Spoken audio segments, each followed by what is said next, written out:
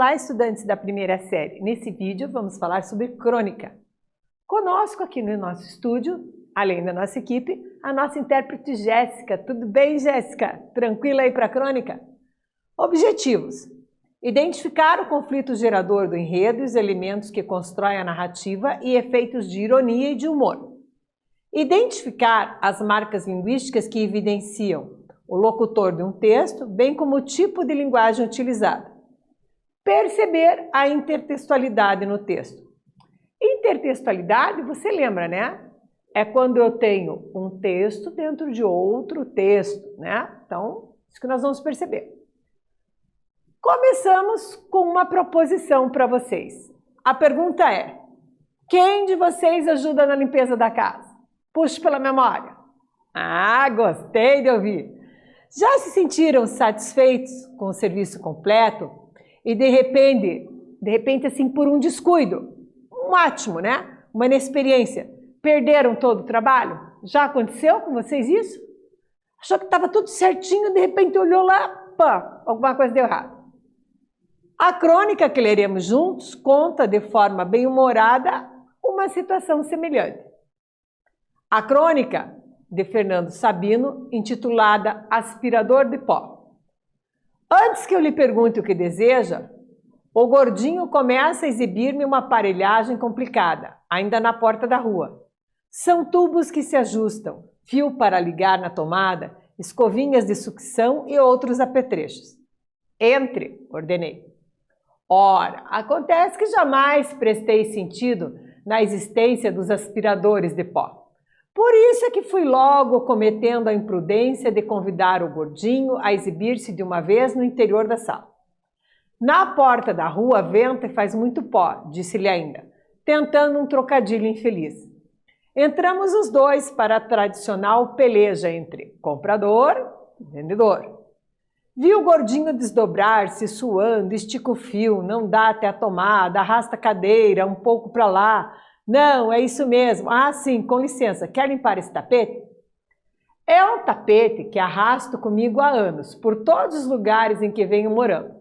Já abafou meus passos em dias de inquietação, já recebi alguns pulos de meus de alegria e manchas de café, de tempo, de poeira dos sapatos. Pois, olhe só, em 2 tempos, o gordinho pôs a engenhoca a funcionar, esfrega daqui e dali, praticamente mudou a cor do meu tapete. Agora é o que o senhor vai ver, anunciou. Fiz, revelando-me a existência dentro do aparelho de uma sacola onde o pó se acumulava. Exibiu-me seu conteúdo com um sorriso de puro êxtase, o tarado. Chegamos à atividade 1, né? Nesse trecho, após uma leitura intensa, você já tomando conta com a crônica, na expectativa de saber o que tem na sacola de pó. A crônica, então, desta maneira, relata o quê? Uma experiência vivida pelo narrador. A pergunta é: que acontecimento deu origem à crônica? Faz aí, te aguardo aqui.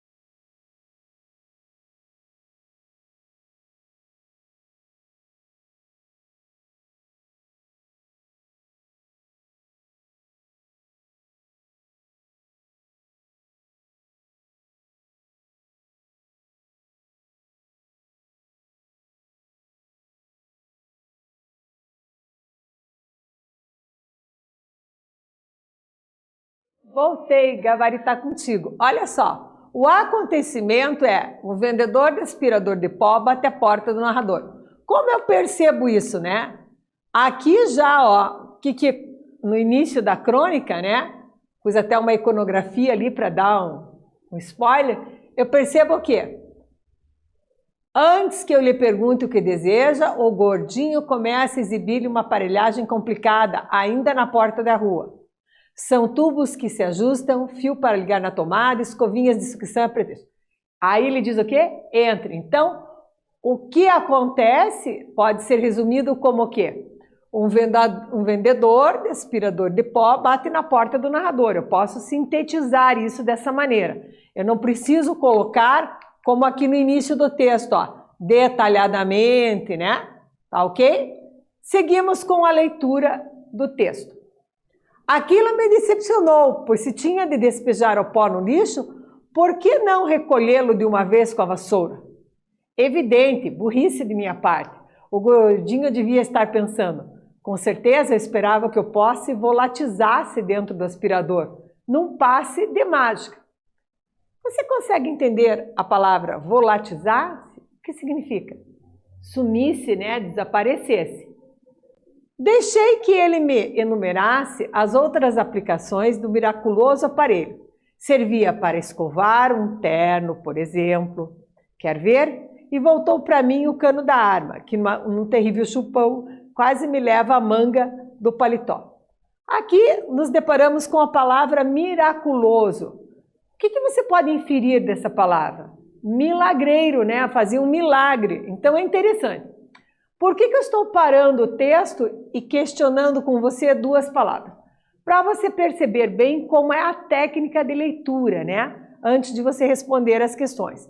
Você lê o texto como um todo, para tomar pé do que trata o texto, e aí vai parando quando você encontra o quê? Dificuldade no vocabulário. Fica mais fácil entender o texto como um todo depois que você pesquisa palavras no dicionário, retoma a leitura e já pegue o fluxo da compreensão do texto, combinado? Serve também para massagens, com sua licença, e passou-me no rosto a ponta do tubo. Minha pele foi repuxada sob a improvisada ventosa, deslocando-se ruidosamente num violento beijo de cavalo. Basta, protestei. Estou convencido, compro o aspirador. E digo mais, prosseguiu ele sem me ouvir. Serve para refrescar o ambiente. Duvida? É só virar ao contrário. Não duvido não, já está comprado e funciona como um perfeito ventilador. Chegamos com isso à atividade 2. Eu pergunto a você, essa crônica é uma crônica o quê? Narrativa. Assim pode ser escrita em primeira ou terceira pessoa. O que eu proponho aqui na atividade 2 é que você localize um trecho que demonstre que tipo de narrador foi usado nesse texto. Combinado? Faz aí, eu te aguardo aqui.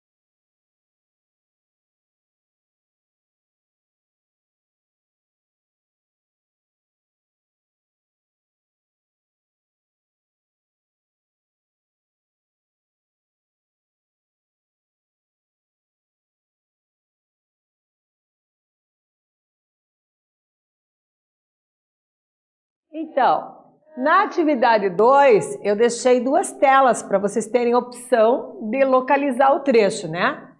Você poderia optar e uma sugestão de resposta seria o quê? Basta, protestei, estou convencido, compro o aspirador. Por quê? Porque o narrador está em primeira pessoa, ele participa da história. Protestei, quem é que protestei? Eu. Então é a fala dele. Estou convencido, quem é que estou? Eu. Perceba que pelos verbos, né, eu já tenho esse feedback. Seguimos a leitura. Fui buscar o dinheiro, paguei e despedi sumariamente o gordinho, que perplexo continuava ainda a recitar sua lição. Aspira ao pó dos lugares mais inacessíveis, aspira atrás das estantes, aspira cinzeiros, aspira. Obrigado, obrigado, e fechei a porta atrás dele. Passei o resto da tarde me distraindo com a nova aquisição. De todas as maneiras, aspirei cinzeiros, estofados, cortinas, ternos, aspirei atrás da estante, fiz desaparecer até o último grão, o pó existente na casa. Então, tentei retirar das entranhas do aspirador a tal sacola, como o gordinho me havia ensinado. Para meu júbilo, estava bojuda como um balão. Só não me lembrei foi de desligar o aparelho, que, como ele me havia ensinado também, virado ao contrário, funciona como um perfeito ventilador. De súbito, explode no ar uma bomba de pó acumulado. Tudo voltou ao que era dantes. Fui buscar uma vassoura, és pó e em pós reverterá, pensei comigo. Então essa crônica está disponível no Conto Brasileiro, né? Aspirador de pó, crônica do Fernando Sabino. A atividade 3, o que pressupõe? A identificação da linguagem. Então, com isso, eu preciso que você selecione e copie um trecho que comprove a resposta. Que tipo de linguagem identificamos na crônica lida? Então, você vai retomar aqui, né? E vai me dizer qual é o tipo da linguagem. Ó.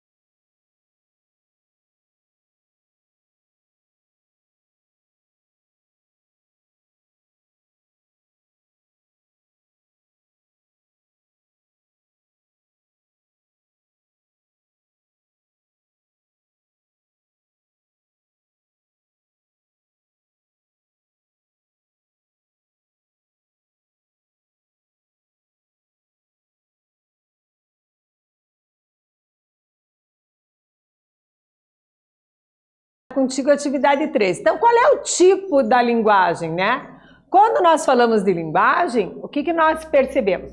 Que nós temos a linguagem formal, a linguagem informal. Na linguagem informal, nós podemos dizer que ela é uma linguagem o quê? Usada no dia a dia, no cotidiano, muito bem. Olha um exemplo. Então, tentei retirar das entranhas do aspirador a tal sacola, como o gordinho me havia ensinado. Então, é um exemplo da linguagem. Você teria outras opções, né? Aqui na tela, para você colocar, tá ok? Então, seguimos com a leitura da atividade 4. E na atividade 4, o que nós temos? Um trecho retirado do texto. E nesse trecho, nós percebemos o quê? A intertextualidade. Es pó e em pós reverterá, pensei comigo. Então, o que você vai fazer? Você vai ter um tempinho. Você vai chamar um colega e vai pesquisar em qual texto você já leu. És pó e em pós reverterás. Tá aqui, ó, no final do nosso. Você vai procurar esse texto aqui. Será que foi no romance célebre? Será que foi na Bíblia? Será que foi em algum outro jornal, numa revista? Onde você leu isso? E aí, compartilhe com o professor. E vocês podem fazer o quê? Abrir um Jamboard para mostrar e ilustrar sua resposta.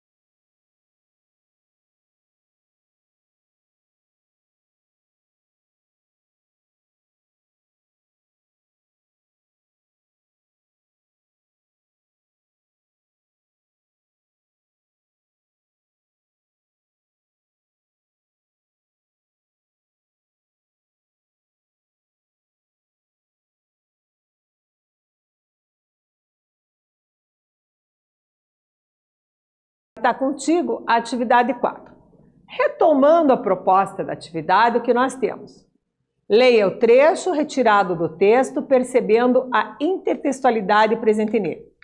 Então, ao retomarmos o texto, nós temos assim, ó, tudo voltou ao que era dantes. Fui à cozinha buscar uma vassoura. E aí a parte, és pó e em pós reverterás. Pensei comigo. Então, esse trecho, né, você pesquisou? Você conseguiu efetivamente perceber o quê? Que é uma intertextualidade? Ou seja, esse texto já existia, foi colocado na crônica que surgiu depois. Comumente, usamos a intertextualidade para ilustrar. Por exemplo, no poema de Camões, né? Amor é fogo que arde sem se ver, é ferida que dói e não se sente. Na carta de São Paulo aos Coríntios, ainda que eu falasse a língua dos homens, sem amor eu nada seria.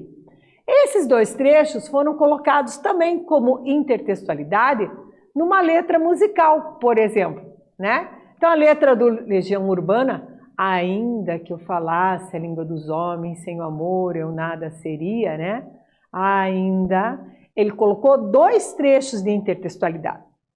Prof, eu posso pôr quantos trechos eu quiser de intertextualidade? Pode, desde que você faça o quê, ó? Que você identifique da onde está tirando, olha só. Lembra-te que és pó e ao pós voltarás. Então eu tenho em Gênesis 3,19 essa situação. Esse trecho faz a intertextualidade com o versículo bíblico, muito usado por vários escritores com esse fim linguístico. Repare que ao longo de todo o trecho, né, retomando aqui ó, desde o comecinho, o que a gente percebe?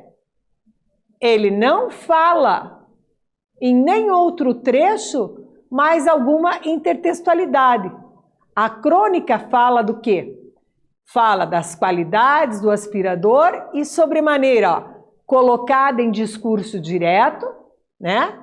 Até que, ao chegar nesta parte aqui final, ele coloca então a intertextualidade. Lembra-te que és pó e ao pó voltarás. Retomando o que aprendemos, nós lemos e interpretamos uma crônica. A pergunta é, você lembra as características de uma crônica?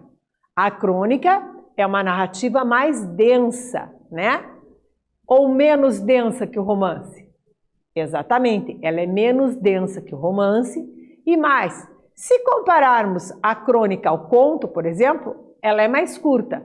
E qual outra diferença que nós podemos usar aqui no nosso feedback? A crônica relata um fato do cotidiano, do nosso dia a dia. Por isso, esta crônica aqui mostra o quê? A visita de um vendedor a quem? A uma pessoa para vender um produto. E a partir disso ele compôs a crônica. Como é um texto narrativo, tem todos os elementos da narrativa também.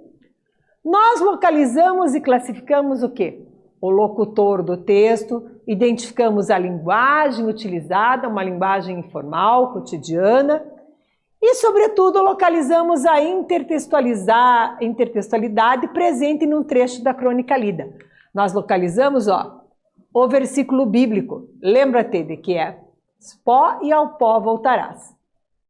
Neste vídeo falamos sobre crônica. Espero que tenham gostado e até breve.